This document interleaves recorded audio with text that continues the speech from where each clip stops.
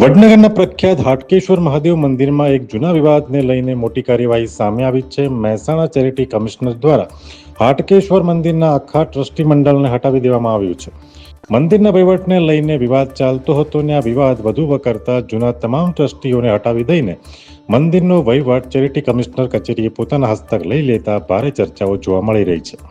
તો સાથે જ જૂના તમામ ટ્રસ્ટીઓને હાજર રહેવા જણાવાયું હતું, પણ તેઓ હાજર ન રહેતા હુકમની કાર્યવાહી અટકી પડી હતી, જેને લઈને 15 જૂનના રોજ ફરીથી તમામ ટ્રસ્ટીઓને બોલાવવામાં આવ્યા છે. હવે જોવાનું એ રહે છે કે 15 જૂને ટ્રસ્ટીઓ હાજર રહે છે કે નથી રહેતા. હાજર રહેવાની નોટિસ તો હાલ ચીપકાવી દેવામાં આવી છે. અહેવાલ રાજેન્દ્રસિંહ ચાવડા, વડનગર.